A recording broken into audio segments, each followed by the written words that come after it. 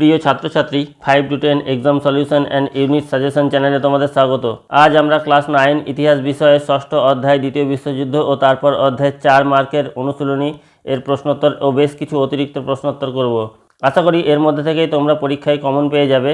ক্লাসটি তোমাদের ভালো লাগলে আমার চ্যানেলটি লাইক, শেয়ার ও সাবস্ক্রাইব করবে। ক্লাসটিতে প্রশ্নের উত্তরগুলি তোমরা স্ক্রিনশট করে খাতায় লিখে নিও। নিচের প্রশ্নগুলির 7 থেকে 8টি বাক্যে উত্তর দাও। 9 নম্বর প্রশ্ন, দ্বিতীয় বিশ্বযুদ্ধের বিস্তারের ব্যাপকতা উল্লেখ করো অথবা দ্বিতীয় বিশ্বযুদ্ধের বিশ্বজনীনতার পরিচয় দাও। উত্তর, বিশ্ব ইতিহাসে সর্বপ্রথম দ্বিতীয় বিশ্বযুদ্ধই সবচেয়ে বেশি ভূখণ্ডে ছড়িয়ে পড়ে এবং এই যুদ্ধ প্রকৃতপক্ষে বিশ্বজনীন রূপ লাভ করে। ক, ব্যাপকতা। দ্বিতীয় বিশ্বযুদ্ধে বিশ্বের 30টির বেশি দেশ অংশ নেয়। স্থল, জল ও অন্তরিক্ষের সর্বত্র এই যুদ্ধ ছড়িয়ে পড়ে। ইউরোপ, উত্তর আফ্রিকা ও এশিয়ার বিভিন্ন স্থানে এই যুদ্ধ সংঘটিত হয়। ভূমধ্যসাগর, আটলান্টিক মহাসাগর ও প্রশান্ত মহাসাগরের বুকে বিভিন্ন নৌযুদ্ধ হয়।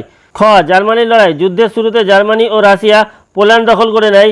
ইউরোপের বাল্টিক অঞ্চল, ডেনমার্ক, নরওয়ে, ফ্রান্স, ইংল্যান্ড প্রভৃতি অঞ্চলে ব্যাপক জার্মান আক্রমণ চলে।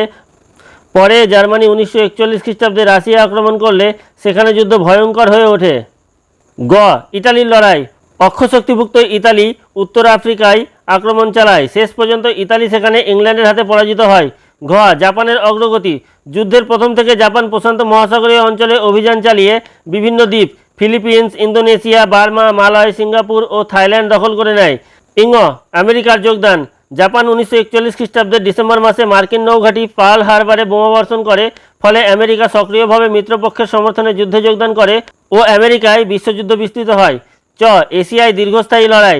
জার্মানির পতনের পর ইউরোপে যুদ্ধ শেষ হলেও এশিয়ার প্রশান্ত মহাসাগরীয় অঞ্চলে জাপান ও আমেরিকার মধ্যে যুদ্ধ আরও কিছুদিন চলে। শেষ পর্যন্ত জাপানে পারমাণবিক বোমাবর্ষণের ফলে জাপান আত্মসমর্পণে বাধ্য হয় এবং দ্বিতীয় বিশ্বযুদ্ধের অবসান ঘটে। 10 নম্বর প্রশ্ন, জার্মানিতে হিটলারের উত্থানের কারণগুলি লেখো।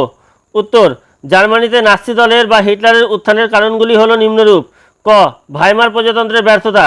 প্রথম বিশ্বযুদ্ধের পরবর্তীকালে জার্মানিতে ভাইমার প্রজাতন্ত্র প্রতিষ্ঠিত হয়, কিন্তু এই প্রজাতান্ত্রিক সরকার ভার্সাই চুক্তির শর্তগুলি মেনে নেওয়ায় জার্মানরা ভাইমার প্রজাতন্ত্রের প্রতি আস্থা হারায়।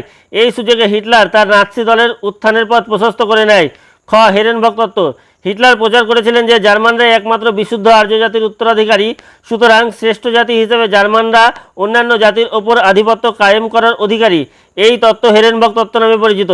এই তত্ত্বকে বাস্তবে প্রয়োগ করে হিটলার ও তার নাৎসি দল প্রভূত জনপ্রিয়তা অর্জন করে।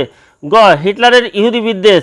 অধিকাংশ জার্মানবাসী তাদের দুরবস্থার জন্য ইহুদিদের দায়ী বলে মনে করত।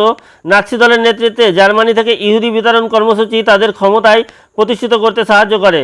ঘ, অর্থনৈতিক সংকট। প্রথম বিশ্বযুদ্ধের পর জার্মানি ব্যাপকভাবে আর্থিক সংকটে পড়ে। প্রজাতান্ত্রিক সরকার এই সংকট মেটাতে ব্যর্থ হলে জার্মানিতে হিটলারের নেতৃত্বে নাৎসি দলের উত্থান ঘটে। চ, ভার্সাই চুক্তি।